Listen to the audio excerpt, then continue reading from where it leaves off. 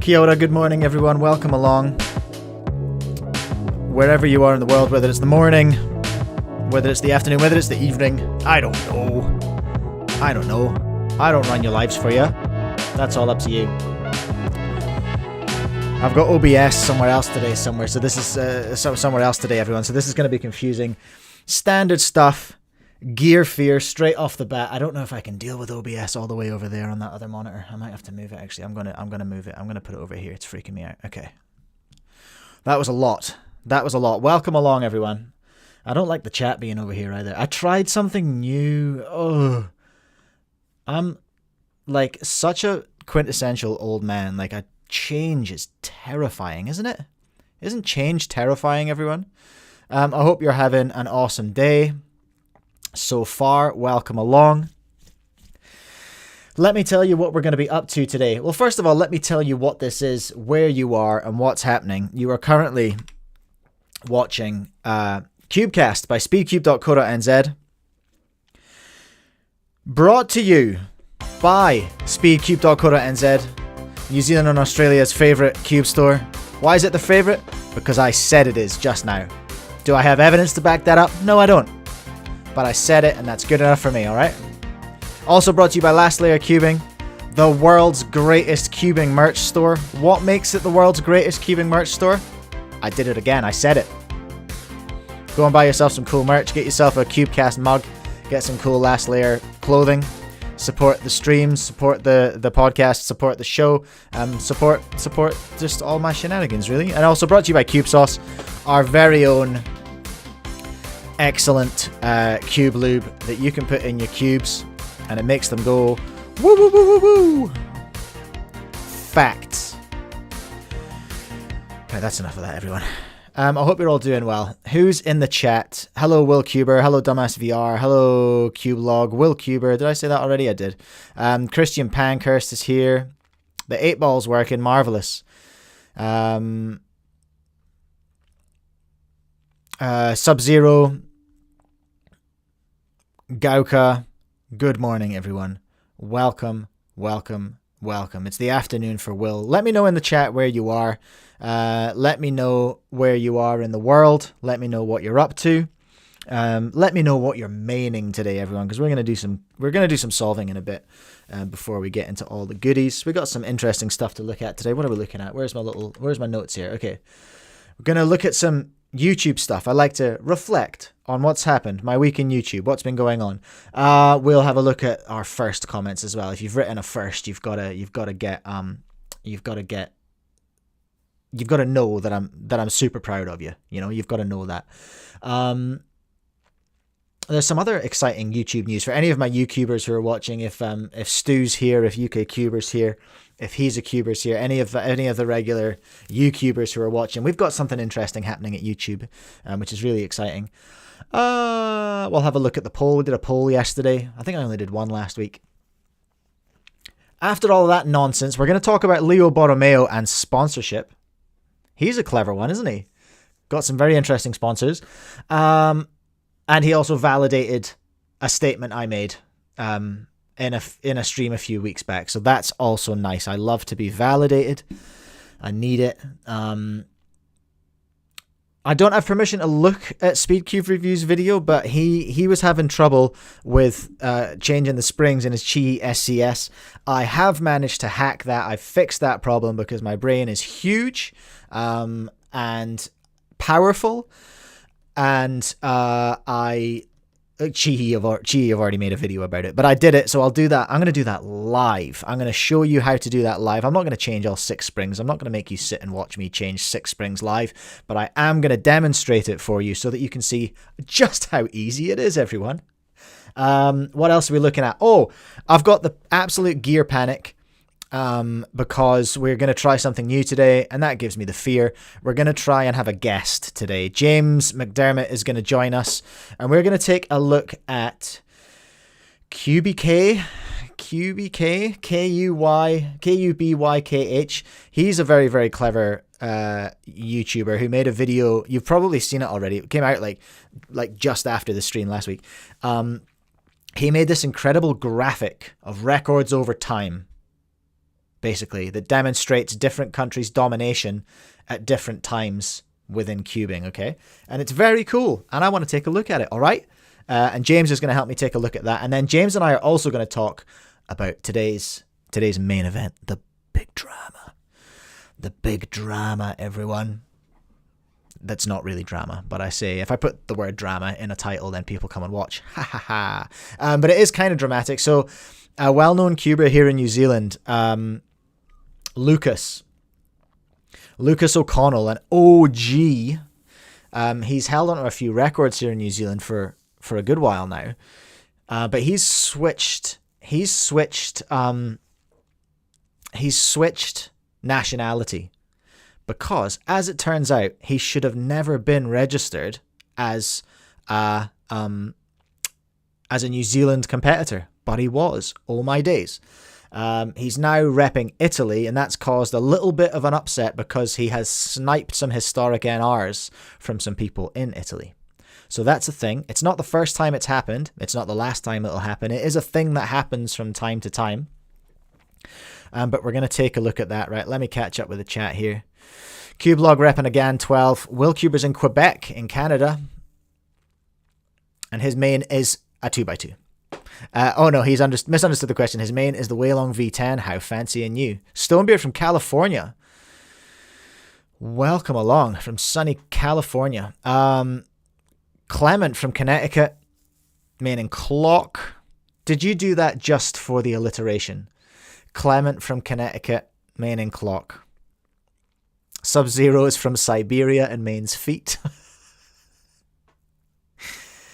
Stonebeard has seen that video by QB. Yeah, it was incredible, wasn't it? Wasn't it so good? But all is not as it seems. Have you ever come across a type of internet user which I know personally as a well actually? You know, when something's posted on the internet and then someone comes along and goes, well actually. I am gonna be manifesting that today when we take a look at the QB's video, because there's like a couple of mistakes that I've spotted just from what I know, like not catastrophic mistakes, and nothing but love and respect for Cubecast, because that video is incredible. But we're just gonna have a look at it and just talk about data and all that kind of stuff.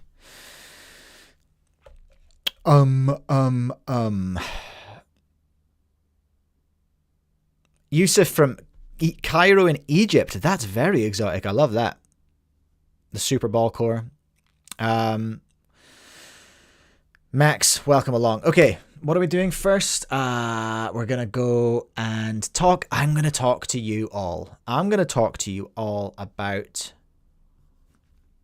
YouTube for a second, all right? I'm going to flick over here to YouTube Studio. Why is OBS always switching? I've got multiple profiles on my my little stream deck here, and it confuses me. It makes me angry because I'm a grumpy old man, and there's a lot of things going on these screens here. Welcome, Jeffrey.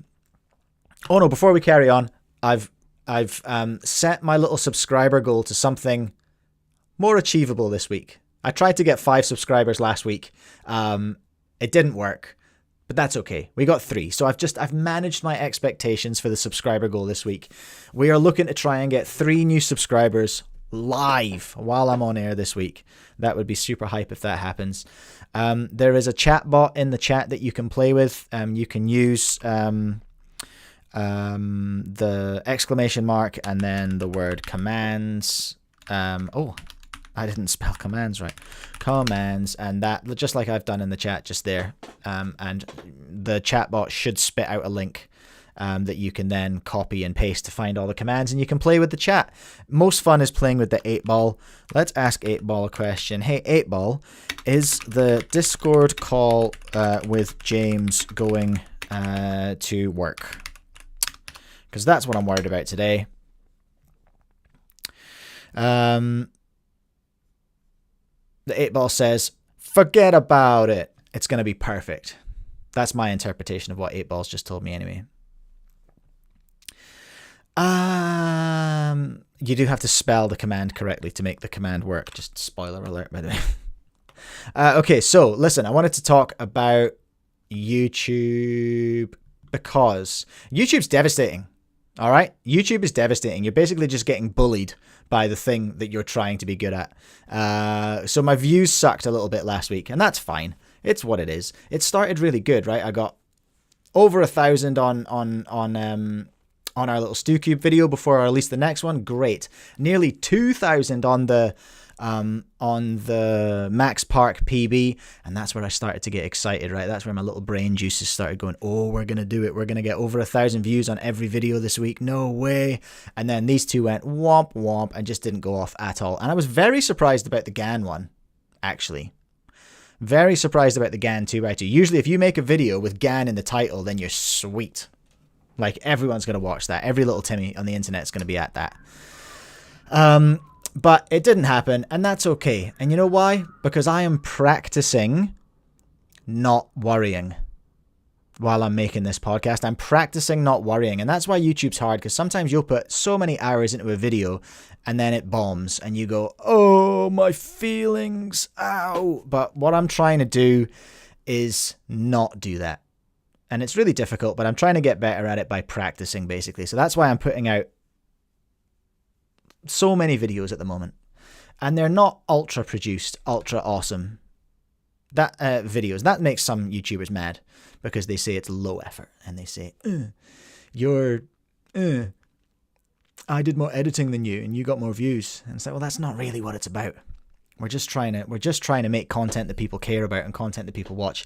But in other big YouTube news, and I don't think there are many. I'm not sure if there are, Curious Nick, welcome along. I'm not sure if there are any YouTubers in the chat right now, but something big is happening that's going to be rolled out to all creators. We're going to get ABC testing for thumbnails, so we can upload 3 thumbnails, and YouTube will just test them all and see which one works best, and then just send that one out. So no more guessing and messing around with thumbnails. It's very exciting for me because I do that as a side hustle. I make thumbnails for a couple of other channels, so that's very exciting. Not Cube channels, totally different.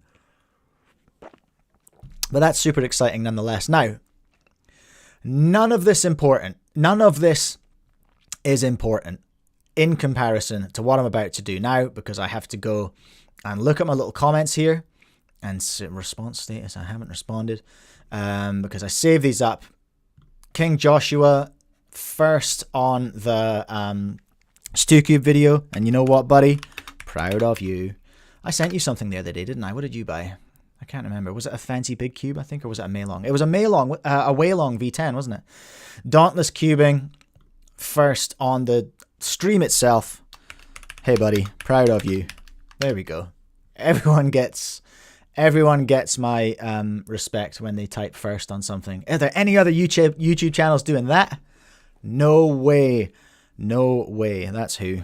Right, shall we solve some cubes? Let's solve some 3x3, shall we? Let's press this button here, and then we can flick over to... Oh, got a little bit of OBS happening there. But that's okay, I don't want to be in OBS right now. What have I missed anything in the chat? I saw a lot of people hassling 8-ball.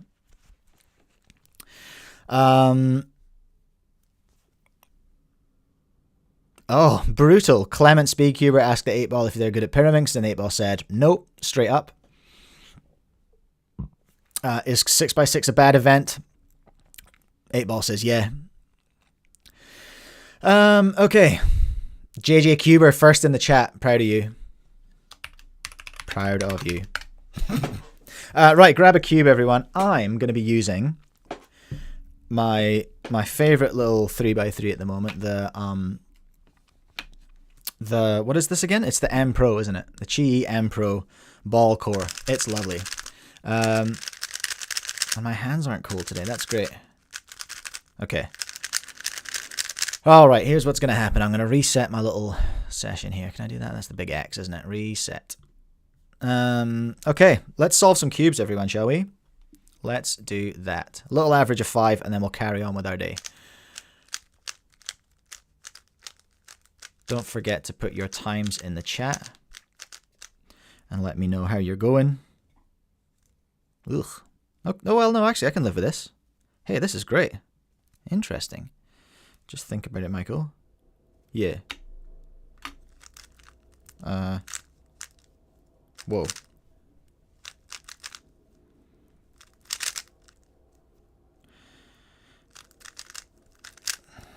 Don't panic. I know it's fast. Don't panic.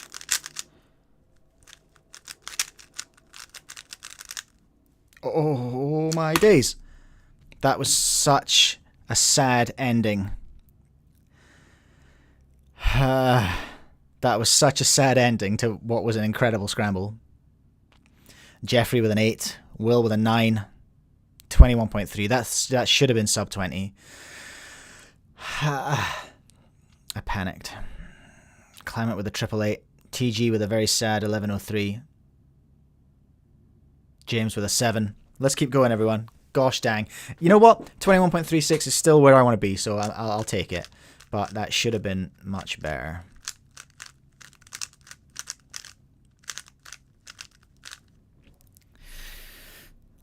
Yusuf for the 21. Hey, we've got a race on here, I reckon, Yusuf, if you're hitting 20s. Everyone else is giving it big sub 10 energy. I'm not sure how I feel about that. I didn't realize this was a sub 10 kind of podcast, you know? I figured this was more of a like 21 kind of vibe. JJ Cuber with a 10. Rip, no sub 10 club for JJ. First solve of the day, we'll let you away with it. What am I gonna do with this trash though?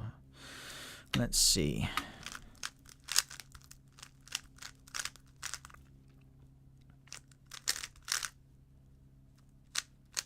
Uh.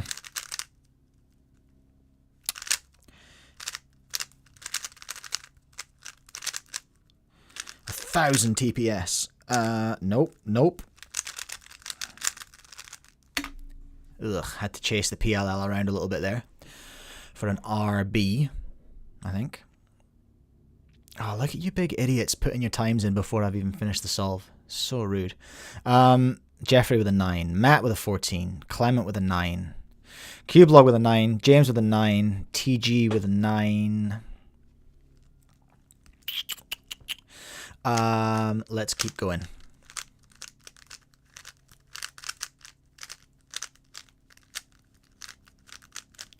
Always on the lookout for an R2D2. I've got a button for that now as well. I'm going to have to change some setting in Stream Deck because it keeps switching to my Google Chrome settings when I'm in Chrome, and that's not ideal. It's supposed to be on OBS stuff like all the time so that I don't do stupid stuff. Is that it? Why is there an edge? Ugh. Oh, very, very, very bad news.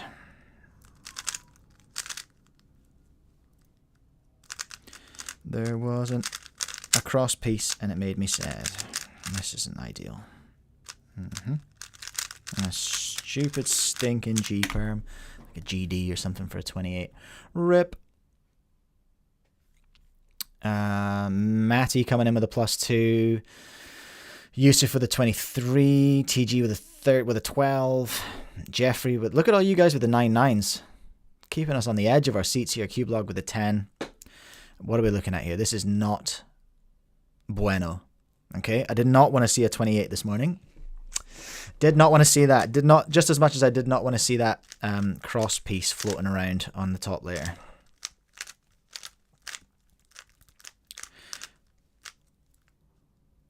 D prime L, R prime U. Yusef was feeling it there as well with the 27. I think both of us struggled on that one, eh? Right, okay. I can live with this. Oh.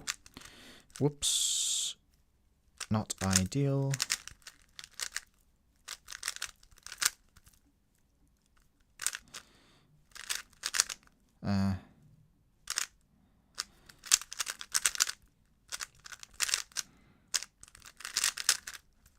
Ooh. 25, I haven't looked yet. 24. Rip, counting 25. Cube logs cube popped. Dang, yo, Clement with the 999. John Baxter, welcome along.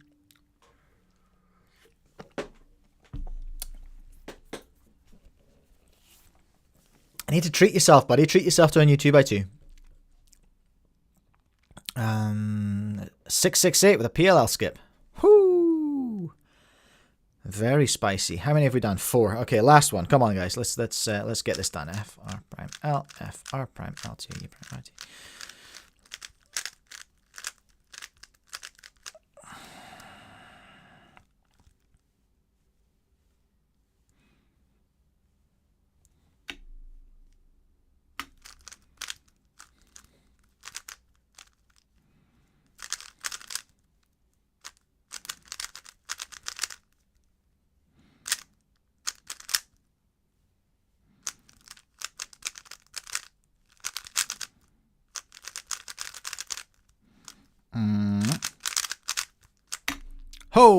Okay, we'll take it. The average of 5 is 22. It's okay. It's actually, that's okay. Is that sub WCA? Is that sub my WCA? I can't even remember. And I also can't spell my name. Mike Field, WCA. There he is. Boink. Let's have a look. What's my 3x3 average? 21.4. I should have remembered that. Dang it. Oh well. Psh, whatever. Don't even care. Don't even care. What average of 5 are you getting, everyone? Let me know. 808 for Jeffrey Single with an 839 average of 5. 10.4 average of 5. 0.01 sub PR. TG will take that. That's pretty cool. We will absolutely have that. Yusuf with a 25. What's your average? Is it, or was that the average maybe? Very nice, everyone. Very nice, very nice, very nice. Hey, listen, I've been thinking, all right, which is a dangerous thing to do, and it's honestly something I've been warned about. But I've been thinking, daydreaming, if we keep going with the podcast and we make it to the end of, I don't know, if we make it towards the end of the year, it'd be cool to do a members thing. Hey, it'd be cool to do like a really, really low cost member subscription. But then, like, I was thinking, well, what do I do for that? What do I do for that? And maybe that's where like full practice streams go. Like maybe that's where big full on practicing cubing streams go, or like extra streams, you know, something extra. Stick it in the chat. If you have any opinions, let's do a double hypothetical. Let's just assume that you think a members thing is a good idea, right? What would you like to see in a members only part of this production? You know, this escapade. What do you think that might look like? What would you like to see? Let me know in the chat. If you're watching this later, let me know in the comments, and we will we'll see where that goes. Okay, so. Right, shut up, everyone. I want to talk about our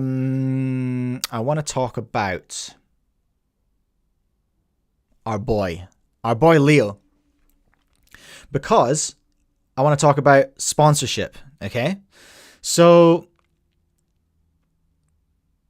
I mentioned it a few weeks ago, or I mentioned it last week. I can't remember, but we talked about the WCA and we talked about sponsorships outside of speedcubing, right? Because we have stuff that's sponsored by Rubik's, and we have stuff that's sponsored by GAN, and we have stuff sponsored by Qiyi. Yada yada, boring, predictable. Sometimes, though, recently we've had things sponsored by, controversially, Red Bull. And something I always forget when I'm talking about Red Bull that I am totally guilty of, and I will admit here, I had this pointed out to me by Maxine from speedcube.com.au, rest in peace. There is a problem with the Red Bull stuff that happened that I don't ever talk about and I never think about properly. Red Bull is so full of caffeine. It's actually not, depending on how you look at it, it's not a super appropriate sponsor for something that is that has got a load of people aged under 16 in it, you know? And that's valid. But we've seen Red Bull. Recently, we've seen Prime. That was also controversial. Some Primes have caffeine in it. And Logan Paul's an asshat. So, you know, that's why that's problematic. What else have we seen? Have we seen anything else? Has that been the only ones? Have we only seen, like, sponsorships from slightly problematic energy drinks? Maybe. But anyway, our man Leo, look at this post. Happy to renew my partnership with Focal Sight. They've been providing me with both eye care and eyewear for years, and I'm glad that they will continue to do so. Philippines Speedcuber is back as Focal Sight's brand ambassador. Isn't that cool? Isn't that cool? What's problematic about being able to see? Nothing, I don't think. Specky Gang represent. James in the chat, the age thing was a big issue for Red Bull because it meant that their events had an age limit too. Was not aware. Was not aware, but that makes total sense. Was I aware? Did Maxine tell me that as well? Perhaps. But anyway, this is really cool. This is encouraging for me to see. This is really encouraging for reasons that I've pointed out before, for my feelings around WCA strategy. I think that speedcubing to grow has to look for sponsorship outside of speedcubing companies, right? I think that's a good thing. I think that's very smart. And I think it's how speedcubing truly grows, right? I think it's how we grow from being ultra niche to being somewhere like a mainstream sport. It will take so long to get to actual mainstream, right? To be as big as, oh, I don't even know, like as big as one of the competitive team sports, right? I almost don't want to say rugby or football because that's so far away. It's like you can't even imagine speedcubing ever being there, and I don't think it ever will be realistically. But it'd be cool to be bigger and in the realm of like mainstream sport would be cool. So what's my point? My point is this is pretty cool from our man Leo. This is pretty cool. You know what else Leo has been linked to in the past, though? He's been linked to... he's also been linked with Milo, kinda. Milo, kinda. Hashtag ad kinda. Because... Oh, wait a minute. No, this whole point is moot because I've just noticed something that I didn't notice when I was looking at this earlier. Embarrassing. I was about to say... I don't know if this is actually a paid partnership or not because I couldn't see the hashtag ad thing, but I forgot that the hashtag ad thing is like 2019 Instagram and it doesn't exist anymore and we have a paid partnership label now. Whoopsie. Anyway, he had another partnership, didn't he, everyone? Yes, he did, Mike. With Milo, because he was chugging on Milos all the way through the Monkey League. Right, he was chugging Milos all the way through Monkey League, having a great time. I love a Milo, personally. Less the ready-to-drink ones. More of a hot steaming Milo. I'm a hot steaming Milo kind of guy.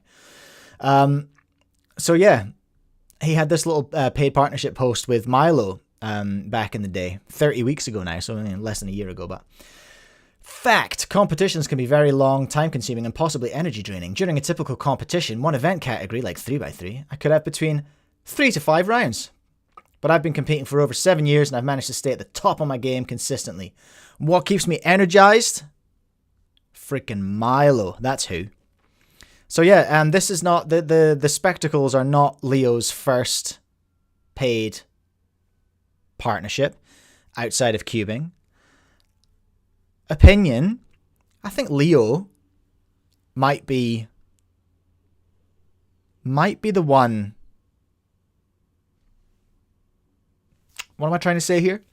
I think Leo might be demonstrating what the WCA should be looking at.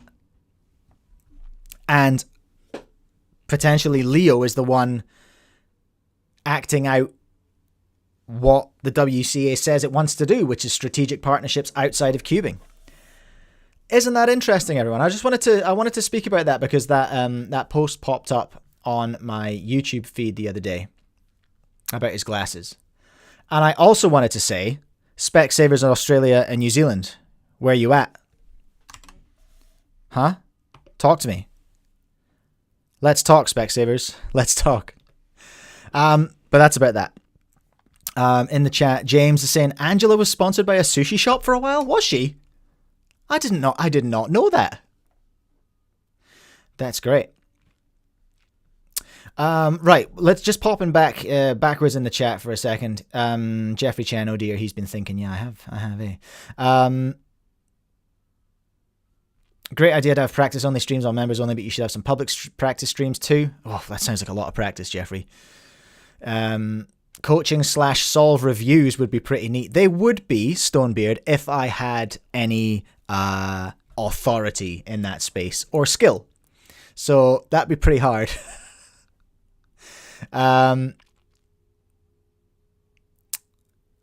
What else? Oh, did I have ads on? I didn't mean to have ads on today. Sorry, everyone. Sorry. Kauka, +2, should have gone to Specsavers. See, the ads write themselves. This is what I'm talking about, Specsavers, Australia and New Zealand. Come and talk to me. Let's do something. What do I think of... Cubelog asking, what do you think of Monkey League? Monkey League was so good. Loved it. Monkey League was so good, in fact, that we here in New Zealand reached out to... Can't forget his name. I can't remember his name. Who was the Monkey League guy? Anyway, Laser Monkey. We reached out to him and said, yo, can we do a little Kiwi League version of that? And he said, yes, you can. And so we did. So if you go back in my YouTube channel about 2.5 years, you might see some Monkey League matches.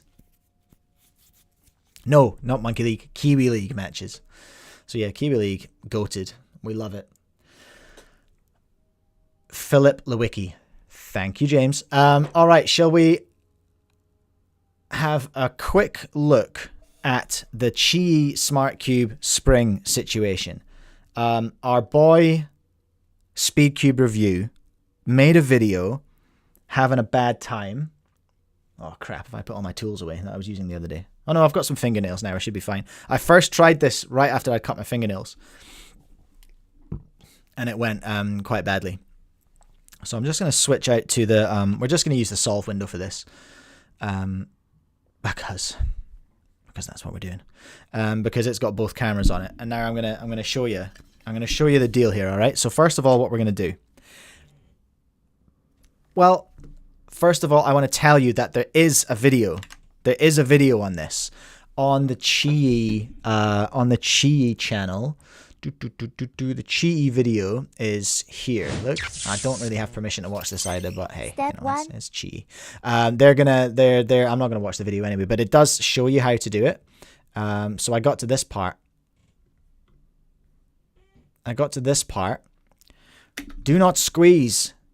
Do not squeeze your smart cube guts. All right. And then he just. Okay, so we get the centerpiece out. I'm gonna do that in a second. Where's the bit where he pops out the piece that Sean had a problem with?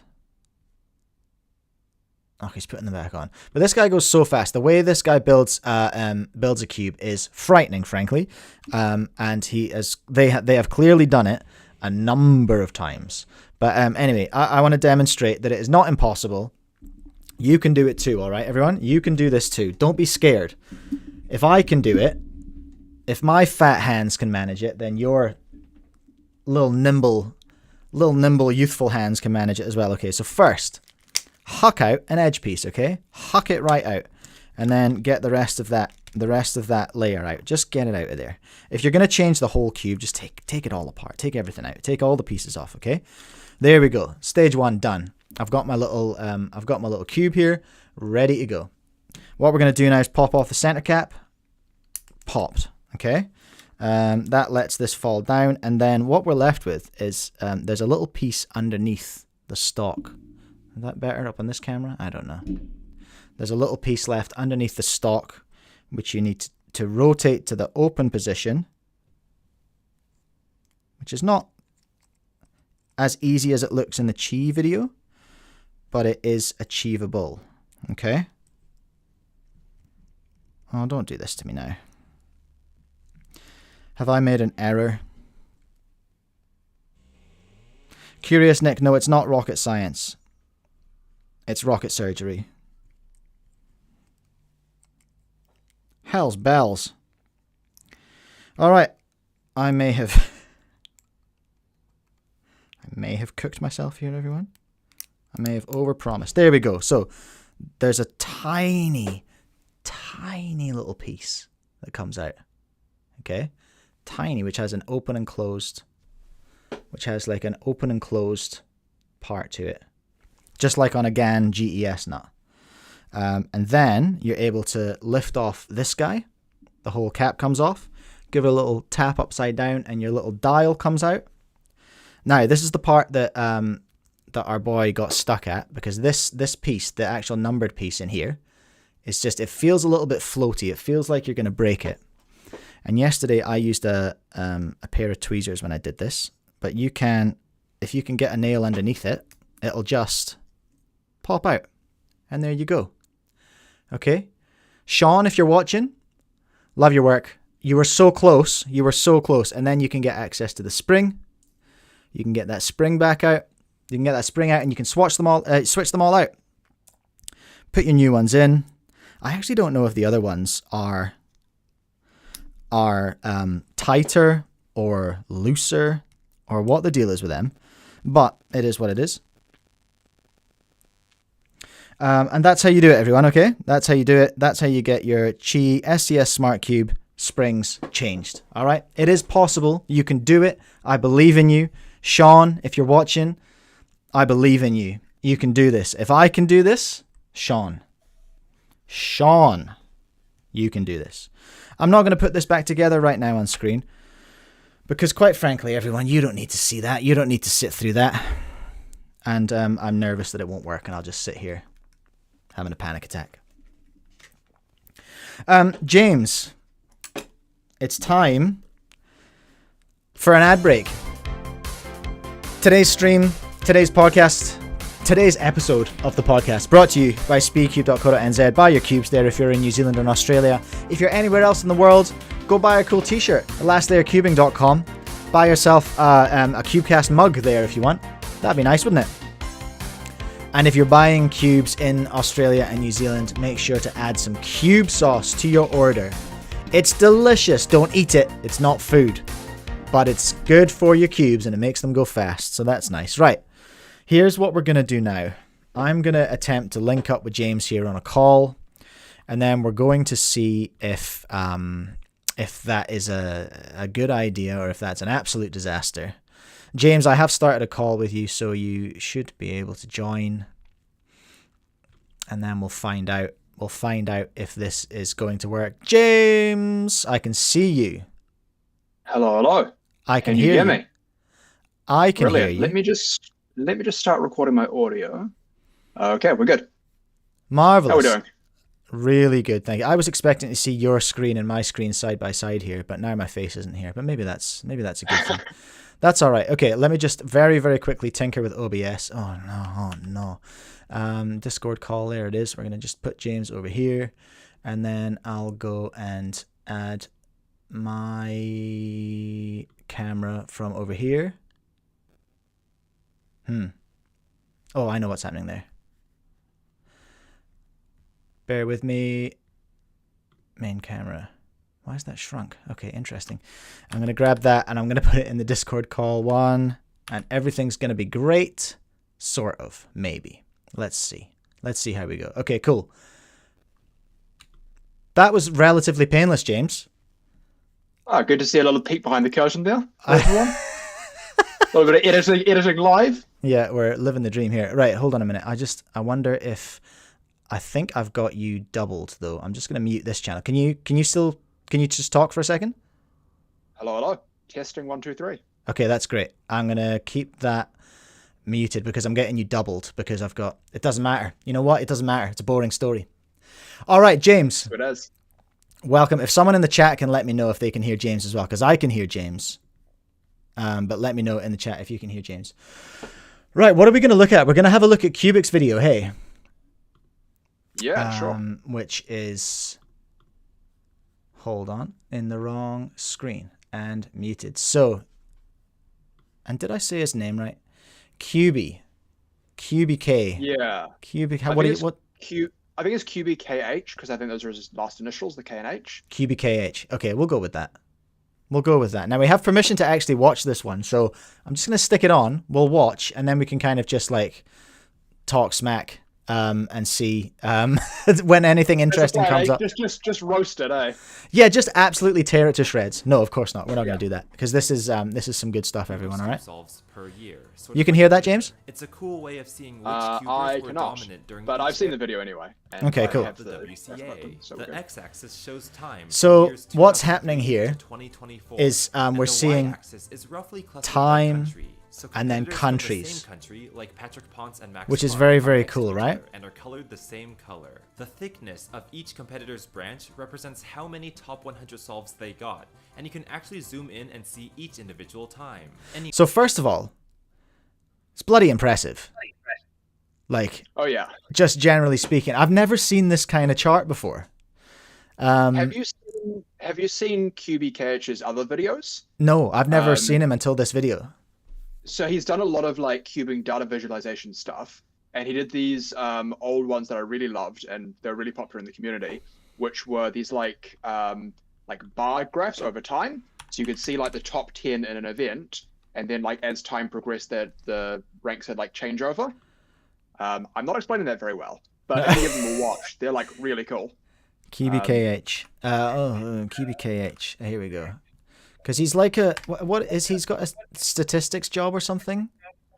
I think is his main gig. Yeah, something like that. I think he's in data science or something. Yeah. Okay. Is this what you're talking about? The history of the most well-rounded speedcubers, some of ranks and stuff. Yeah, that sort of thing. Yeah. So you can see how it has sort of evolved over time with like a live like rolling bar graph. Yeah. Okay. I see where you're at. These are like the most popular ones. Okay, cool. Hey, have you got me coming out of a speaker on your end? Because I'm hearing an echo. I do not. I've got you just in headphones. Oh, weird. Might be you. Alex is saying he works on some animation series thing. Oh, that's whatever you've done there. That sounds better. I haven't done anything. Oh, okay. Sure thing, Discord. Sure thing. Okay, well, let's keep cracking on through this one. I'm not able to give you audio through Discord. I don't know how I would do that, but anyway. We can start at the WCA's So, founding in 2003. We're starting way back at the start. If you averaged around 20 seconds per solve at that year's World Championships, you could probably look at those averages. Look at those averages back in 2003. I would have killed it back then. If only I'd started cubing back in 2003. That's always the feeling. Yeah, you look at these old times. You're like, I could have had world records. That could have been amazing. What's really cool, actually, I'm just going to mute this and we'll just play it to have a look around, because what's really cool is at the start that you've got like the Friedrich person and all these other people like creating the methods. Who else? There's Friedrich. This is I'm talking about it now. So she's created the CFOP method. Petrus. Daniel was really into Petrus for a while. I don't really know what it is. There's our man, Roux. I didn't realize Roux was French, but of course it is. It's a French word. I should have known. What the heck is that? The Vandenberg method. Do you know that one? Oh wait, is that a square one method? Yes. That makes sense. Vandenberg is just like the basic square one method where you like do cube shape and then orient your pieces and then permute them. Right. Okay. So then we've got the Japanese domination back here in the early 2000s, which I don't think, if I'm honest, I didn't even know about. I didn't know that Japan was a force in cubing.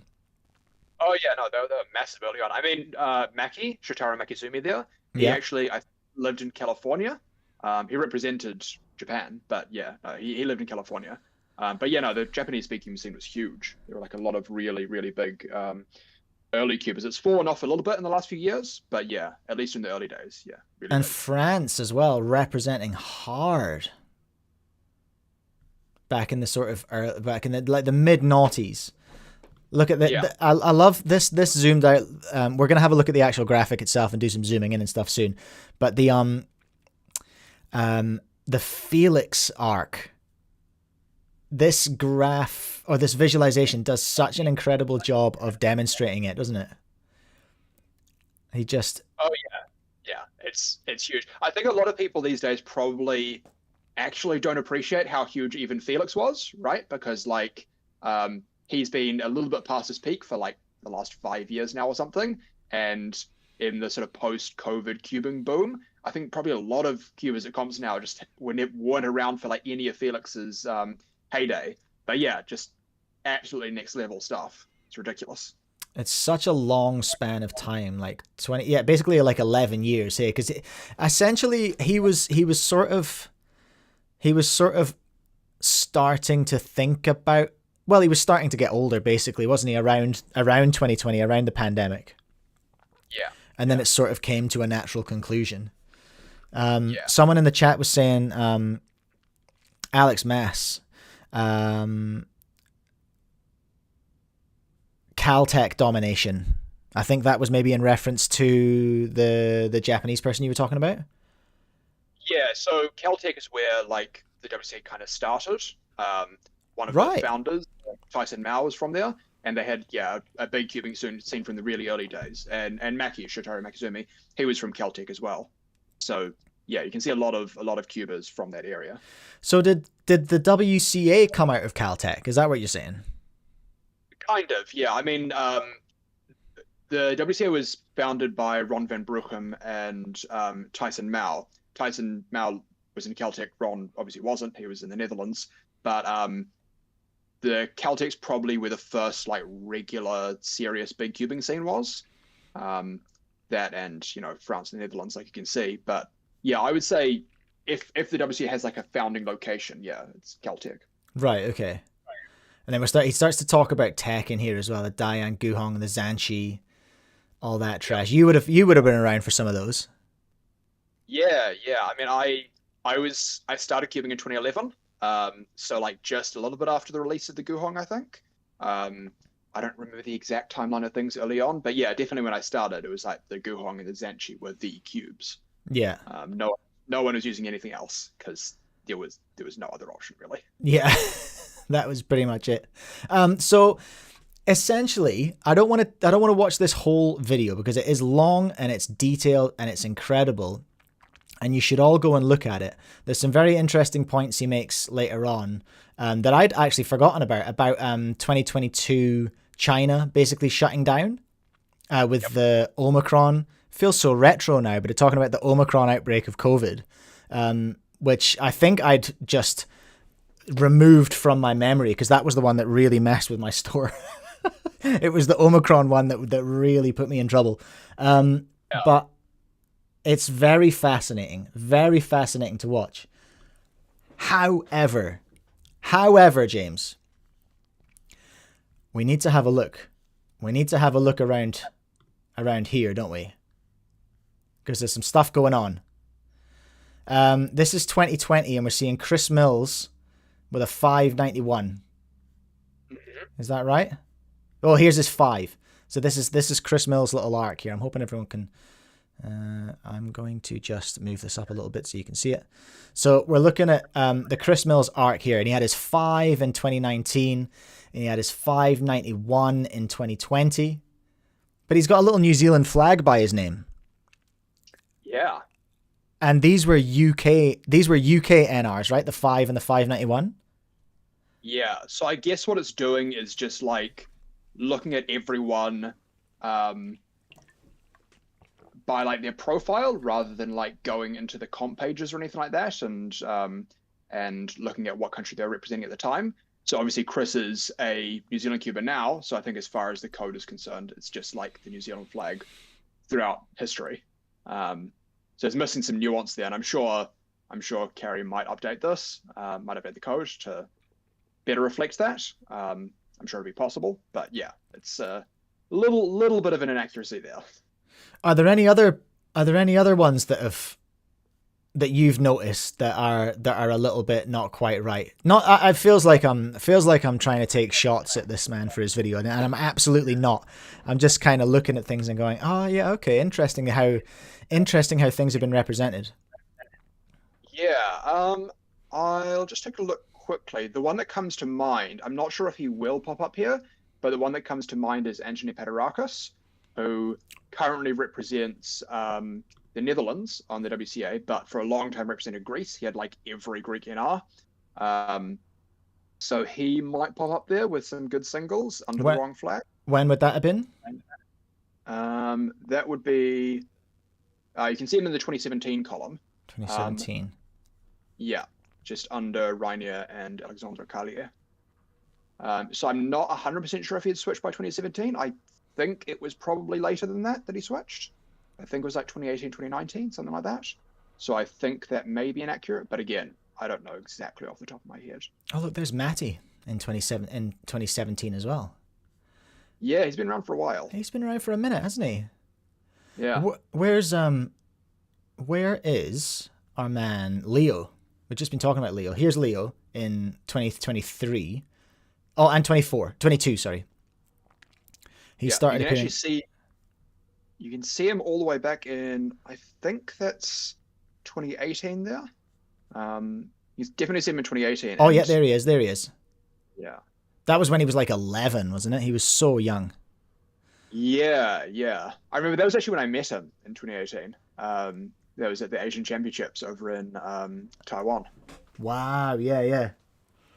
It was really funny because he, he's an absolute weapon at the competition, is destroying everyone. And then we went, me and Felix and some others went to hang out with him afterwards. And then he's just like a little kid in this like Incredibles t-shirt and like, being walked around by his mum and everything. And I just like, it just, consciously that he's a kid, but you don't really click when he's in that competitive setting. Yeah, and because he's competing on the same level as you all.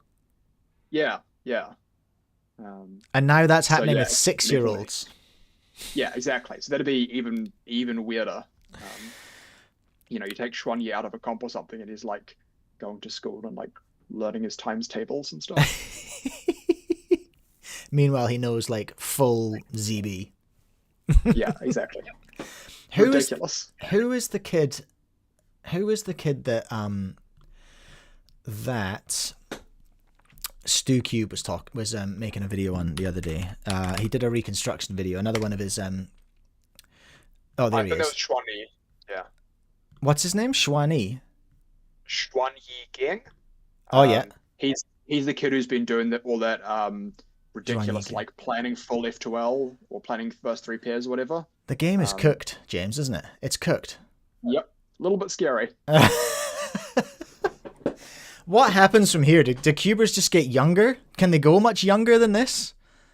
I don't think they can go much younger than this. I mean, there isn't much younger to go, right? Like, you can't go 3 years younger. No. That doesn't work. It scares me. It scares me because I have a child who is 6 and I have a child who is 9. Neither of them can solve. Neither of them can tie their shoelaces.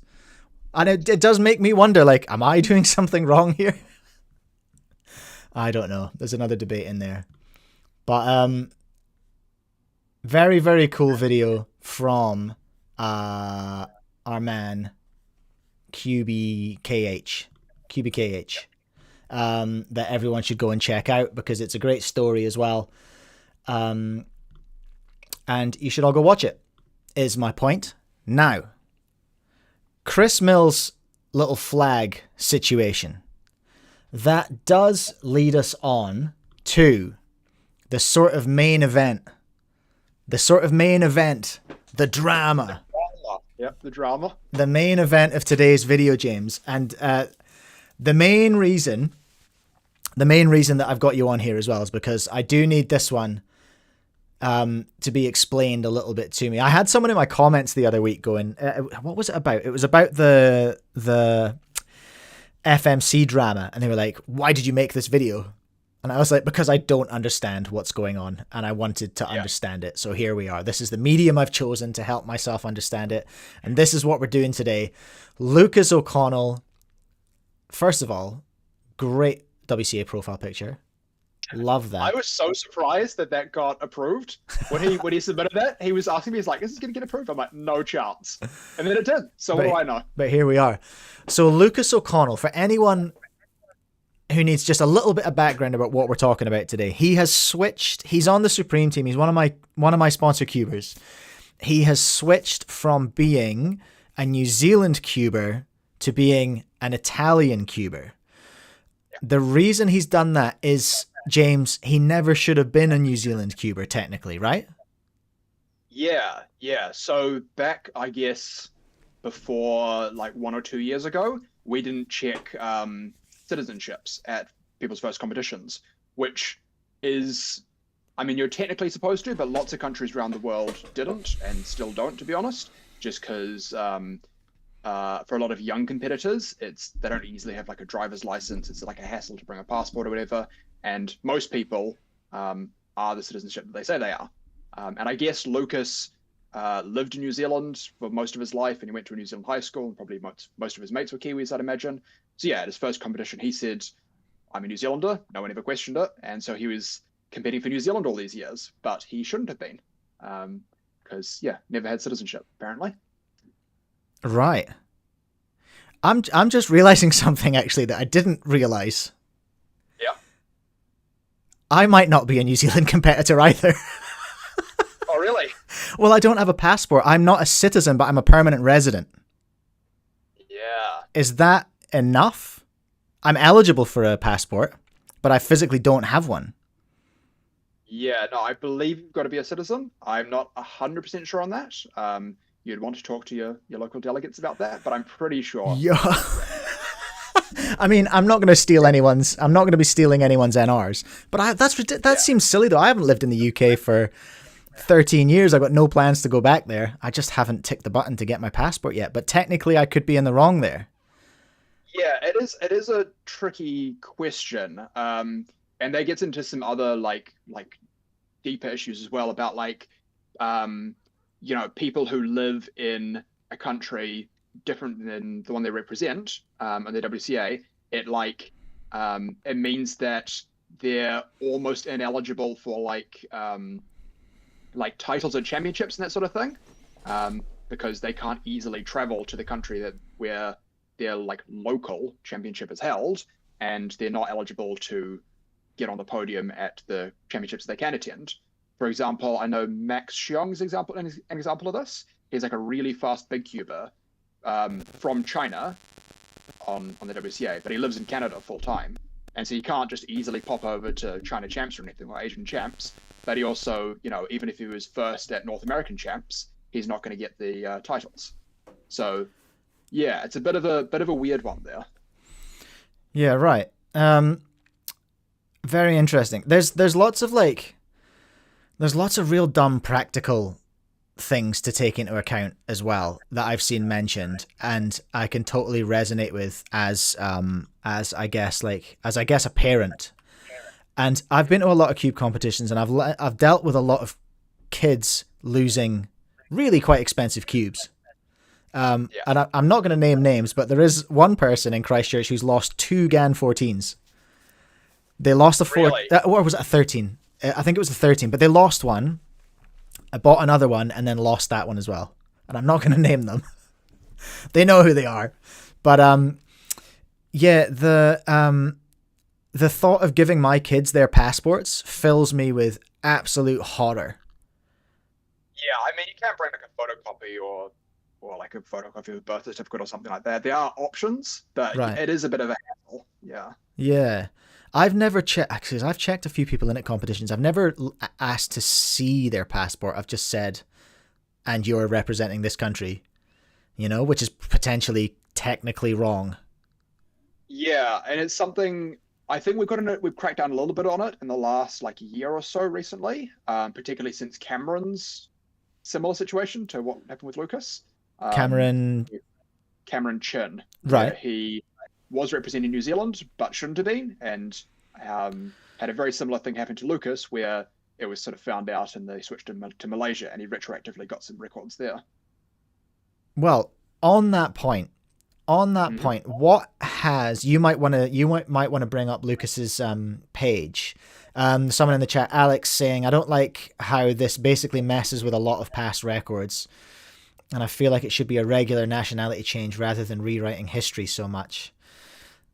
Because I remember talking to Chris Mills about this when he was talking about switching to New Zealand from the UK.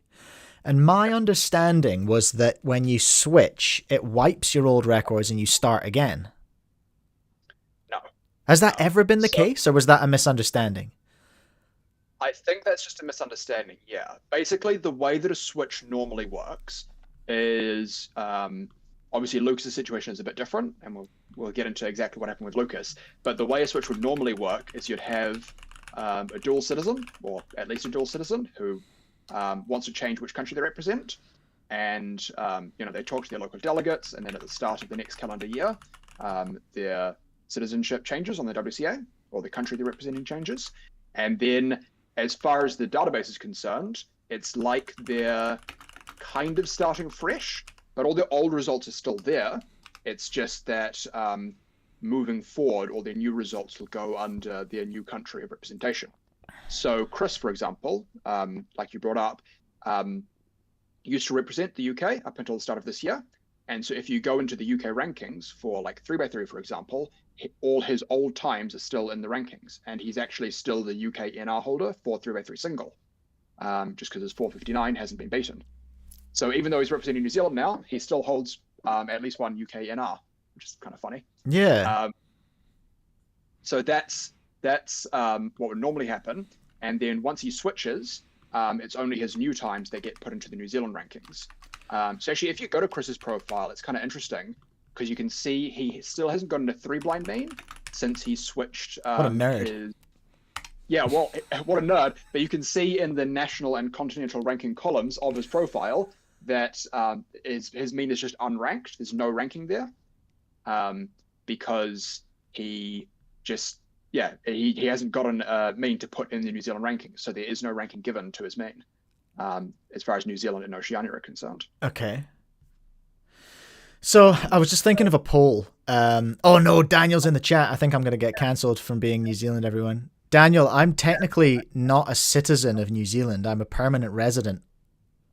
Am I allowed to be competing as a New Zealander? Whoops.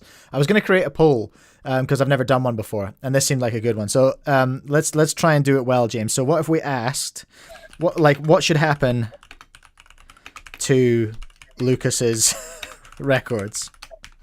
Stay as New Zealand or switch? Does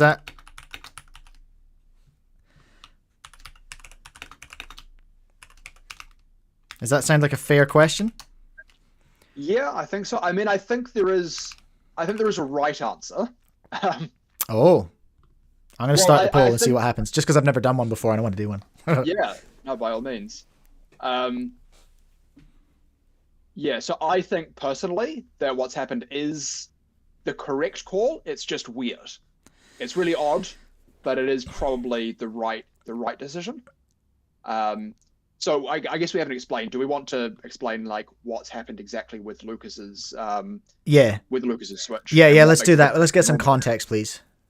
Yeah. So Lucas, he actually at one point was a triple citizen. He had Argentinian, Canadian, and Italian citizenship. I had no idea he was so international and exotic.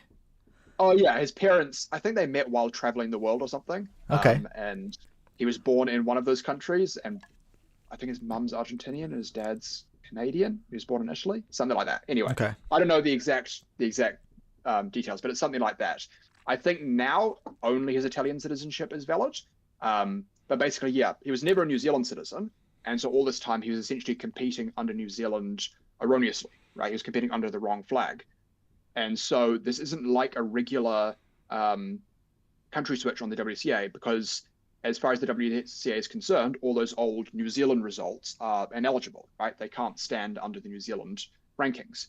And so with the normal switch, all your old times would stand in the old rankings. But with Lucas's switch, all his results were essentially transplanted from the New Zealand rankings into the Italian rankings, which had a few carry-on effects.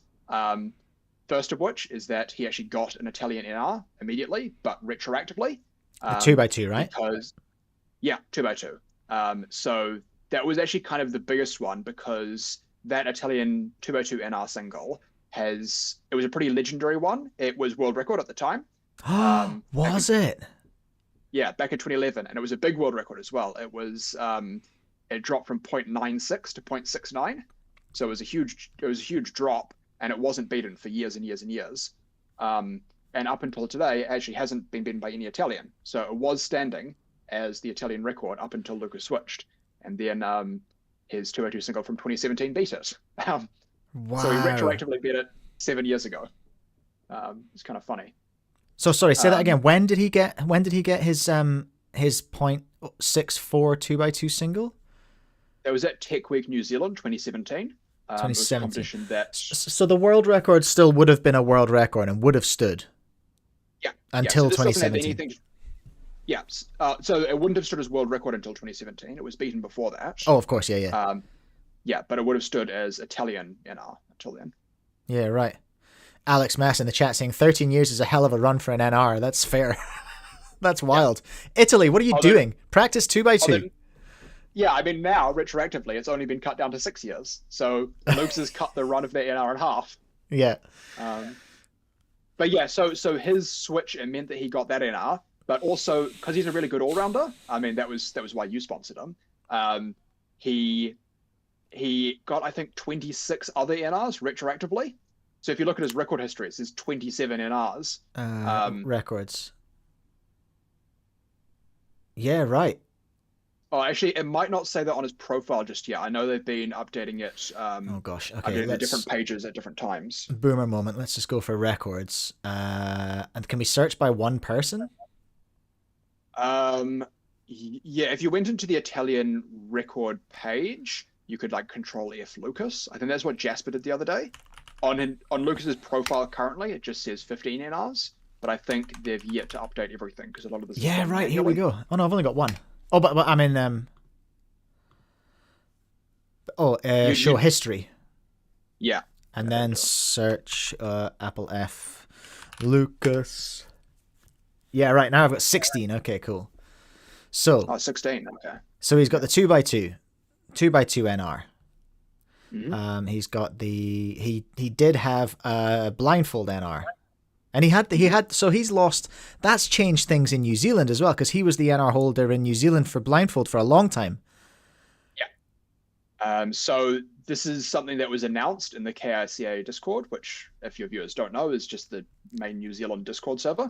But yeah, there are a bunch of NRs retroactively gotten by Kiwis, because there were NRs that Lucas held at the time, but according to the WCA, now he didn't. And so, so there's a bunch of new but old Kiwi NRs. It's a weird situation. It's super weird. I mean, yeah, it's tough, isn't it? I do feel for anyone who's been affected by it in Italy. Yeah. So I think it's the right call, because you need your rankings to be accurate, and you can't have someone's results standing just because like they weren't caught at the time or whatever the case might be. But I do feel for any Italian competitors who lost their NRs because of the switch, especially ones where I don't have a way of checking this, not easily anyway, but I'm sure that there would have been some competitors, or I think there's a decent chance anyway, there would have been some competitors who now never held NRs. Oh yeah, that hurts. Yeah. All I can hope is that they don't know about it, that they've stopped cubing now and they'll be none the wiser. Well, that's it. Half of them will have stopped cubing now. We got 11 votes in the poll. It's currently 55% stay as New Zealand, 45% switch to Italy. And it's been swinging from 50-50 to either way. So from our very limited data set of 12 viewers, we haven't really got a great response, but that's all right. So, but currently it's a majority stay as New Zealand. I kind of feel, I hear the point you're making that he's technically never been a New Zealand competitor. And I understand why it's important to be specific about where you're competing, because you could just claim, oh, actually, I'm from, I can't remember, what's a country that's just joined the WCA? I don't know. Let's say Scotland was listed as as its own set of records. But you had to get them now, and then anyone could just switch. Leo could switch to Scotland, or Royan could switch to Scotland, which would be pretty funny. But they don't want that happening, and I get that. But I'm not sure the passport system is perfect. Yeah, I mean, I think the WCA runs into a lot of like practicality issues where it's like we want to maintain the integrity of the database, we want to be taken seriously and all that, but also we are kind of casual in a lot of ways, and we're like a small niche hobby, and most competitors are children, right? So it's like hard to validate these things. And I think, this is just another one of those situations where like it seems like mean to take away some people's NRs and to like remove his entire record history, or change it anyway. And it's just a question of like what the WCA wants to be, kind of, I think, where it's like, is it this casual thing, where it's just like fun, like local comps and stuff, or is it like a serious like sporting body? Because you can imagine if this was like a mainstream sport, then absolutely no way that Lucas's old results stay with New Zealand, right? Because it's just like, if you want to be taken seriously, that wasn't correct. Although if we were a serious sporting body, this wouldn't have happened in the first place. Right? Yeah, right. We'd have a better system. Yeah. Alex has brought up a valid point. I feel like it should be a regular nationality change. It's not like it was malicious. Like, he wasn't maliciously listed as New Zealand for an advantage or anything. I think that's kind of where I'm sitting. If I was looking at it and knowing that we are essentially a grassroots organization chilling, I would have gone, oh, okay, well, listen, you can't compete for this country anymore. Yeah, and so that's, like I say, a question of, I guess, what the WCA wants to be. Is it a grassroots organization where we let things like that slide? Or is it like a thing where we're like, no, actually, we want the results to be taken seriously? This is great, because it does link back to that video when I went through the WCA goals document, and I was suggesting, or I was sort of scratching my chin and thinking, I wonder if the WCA needs to be a grassroots organization and a pro sports level organization, like mainstream sports kind of are, some of them, and I see what you're saying. If they want to be taken seriously, then they have to take things like this, I suppose, seriously, because if they didn't, then I suppose the body that are going to give them the status as a recognized sport, they might be like, you got to tighten that up. Yeah, and also just for our own, integrity, and like for our own like peace of mind or whatever. We want our results to be like accurate and consistent and reliable and all that. And also, I think something that we haven't touched on just yet, but like, I think we're thinking of the switch as like the mean option, right? The mean option is like removing all his results from New Zealand, putting them all in Italy, and that's mean because it takes away like this record history, and it potentially takes NRs away from some Italians. But on the flip side of that, there are a bunch of Kiwis now who have records like on their profile who never did before because Lucas was better than them and he was falsely representing New Zealand. An example that comes to mind for me is Mantra Shukla. I don't know if you remember him. I do remember Mantra. I think I still follow him on Instagram, actually.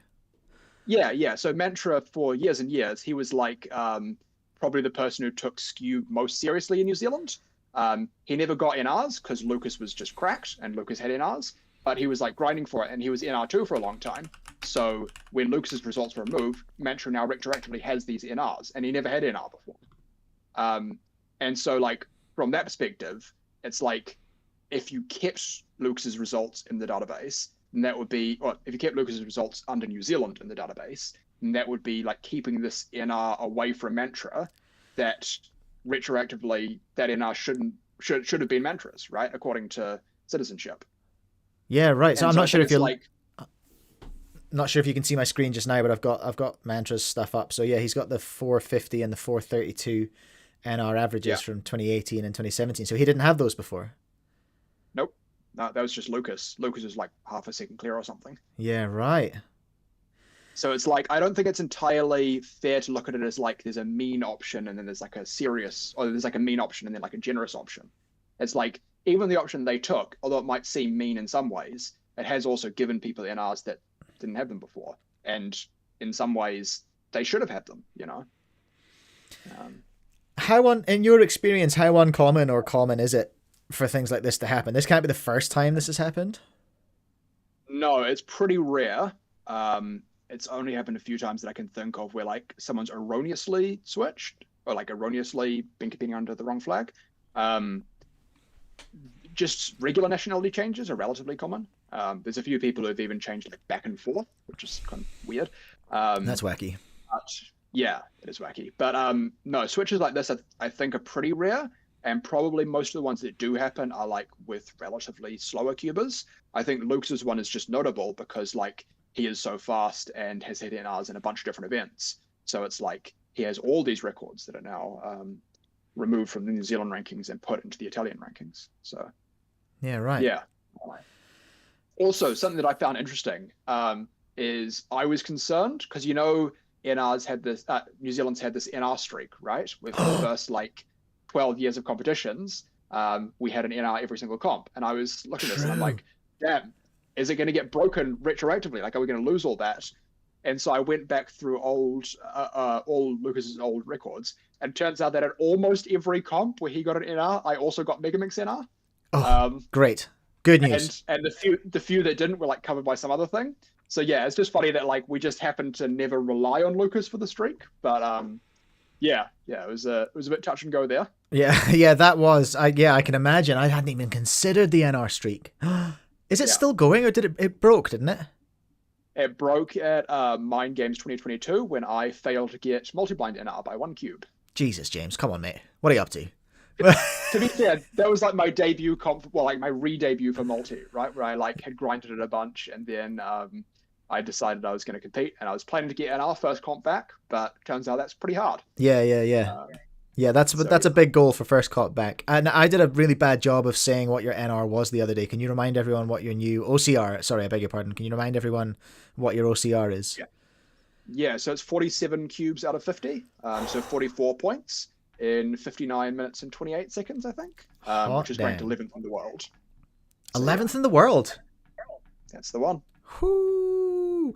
I had a technical question as well. Everyone comes in just under an hour. How do you know it's coming into an hour? Does someone give you a nudge on the shoulder? No, absolutely not. You can't get like outside information or something. How do you know it's an hour? I've practiced a bunch, and I hope I get my timing right, basically. Oh my days! So but I guess they'll stop you if you get to an hour, right? Yeah. So at the hour you get cut off, and any cubes you haven't solved yet or haven't attempted yet are counted as DNFs. Right. So so it's not going to DNF the whole attempt. No. Okay, because that was stressing me out. That was really stressing me out. But that said, you really don't want to hit the hour, because every cube that you don't solve is effectively minus 2 points, because you could have solved it, which would have added a point, and you didn't, so it's minus a point. So it's like if there's even like a couple of cubes you have left, you have 3 cubes left, that's minus 6 points, which is massive. So yeah, you want to be coming in under the hour. You don't want to leave. You don't want to be leaving metaphorical money on the table. I hear you. No, exactly. Yeah. I hear you. All right, I think we've covered everything, have we? That's pretty much the Lucas story. Mantra Shukla, I remember him. I've only met him once at the first comp I ever went to, which is where I first saw you as well, at the Southern 2016, the White Elephant building, when I was running that place. And Mantra was the first person I ever saw. I was judging him for something, and he was the first person I ever saw. This is going to sound so basic and silly. First person I ever saw turning a 4x4 fast, because he was using a 4x4 as his warm-up cube, and he was just hawking that thing around. And I was like, what's happening in front of my face right now? Back when I was... Sadly, I think Mantra's actually quit now, so I'm not sure if he actually knows that he has the NRs retroactively. So it's a bit of a shame, but it's cool to see him get them. Yeah, very cool. He's still got a Scube as his profile picture, I'm noticing right now. Oh, of course. He's the Scube guy. So he still knows. All right, we should probably wrap it up there. Thank you so much, James. Appreciate you being on. Thank you everyone for watching. Remember to subscribe and watch the videos that I release after this and do all that stuff. YouTube points. Give me those likes and comments and all that sort of stuff. Remember to race to the comments to write first on a video when you see it come up. And I'm going to call it there. Thank you so much.